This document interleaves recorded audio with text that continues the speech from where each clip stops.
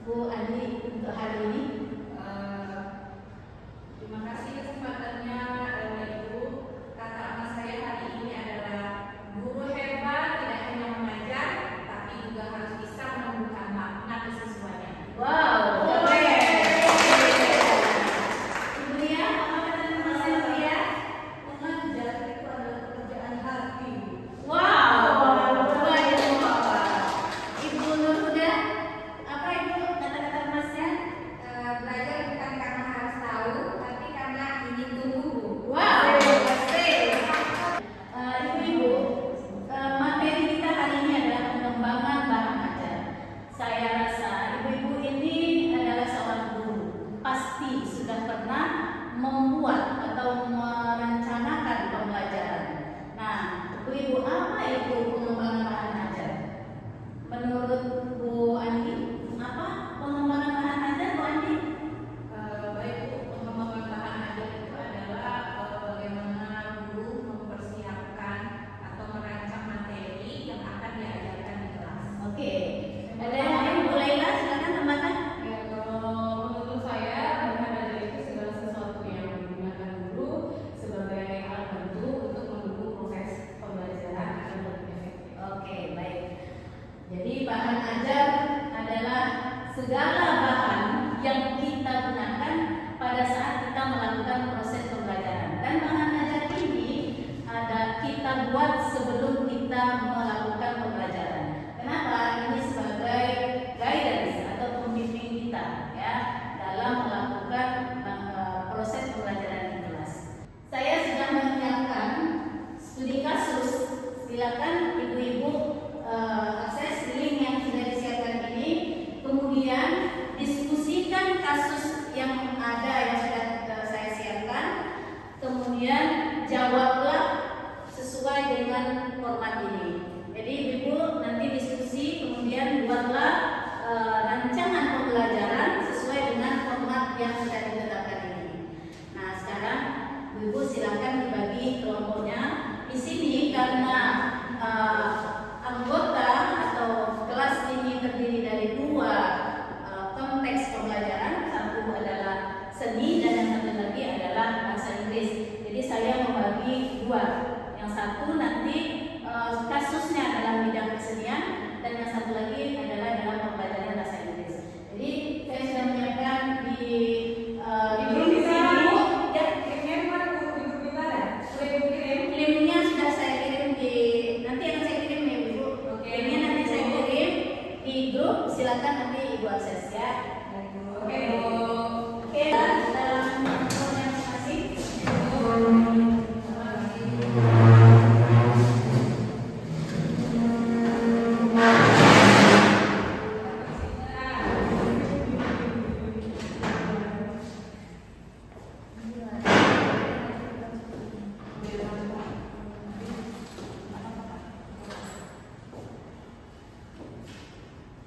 Kalau untuk kasus pertama,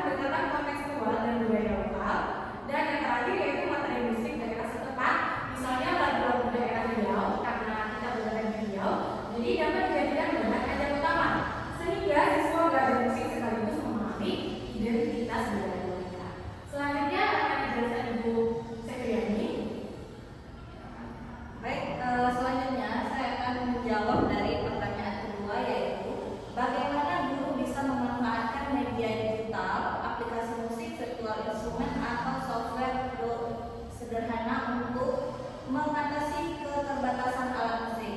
Nah, kasusnya adalah guru hanya memiliki satu laptop dan jaringan internet terbatas, namun ingin mengenalkan unsur harmoni dan aransemen musik kepada siswa. Dalam hal ini, pemecahan kasusnya adalah yang pertama menggunakan aplikasi gratis dan ringan. Kemudian yang kedua, guru dapat memanfaatkan aplikasi seperti Chrome Music Lab, BandLab Education, atau Soundtrack for Education yang bisa digunakan langsung melalui browser tanpa instalasi rumit. Kemudian, gunakan ponsel sebagai alat musik digital. Selanjutnya, dengan aplikasi seperti Workband atau Perfect Piano, siswa dapat belajar memainkan nada dan akord meskipun tanpa alat musik fisik. Nah, selanjutnya lagi adalah melakukan pembelajaran bergiliran atau berkelompok. Selanjutnya, siswa dibagi dalam kelompok kecil untuk bergantian menggunakan perangkat, sementara kelompok lain berfokus pada latihan ritme dan vokal. Nah, integrasikan teknologi sebagai alat eksplorasi. Terakhir, guru dapat menugaskan siswa membuat log sederhana atau komposisi musik pendek menggunakan suara yang mereka rekam sendiri. Selanjutnya akan dijelaskan oleh Bu Dika Suryani. Baik, terima kasih Bu Riri. Selanjutnya untuk pertanyaan ketiga, bagaimana penerapan prinsip pembelajaran berbasis proyek atau project based learning dalam konteks ini? Untuk kasusnya adalah guru ingin mengajarkan tema musik daerahku dengan hasil akhir berupa pertunjukan atau video musik kolaboratif siswa. Dalam pemecahan kasusnya ada beberapa langkah. Salah satu yang pertama, langkah 1, penentuan topik dan pertanyaan mendasar. Kedua, guru bersama siswa menentukan fokus proyek, misalnya membuat aransemen sederhana lagu daerah Riau dengan alat musik buatan sendiri atau media kita. Dan langkah selanjutnya, perencanaan kegiatan. Siswa dibagi dalam kelompok, ada vokal, alat ritmis, alat melodi, dan dokumentasi. Guru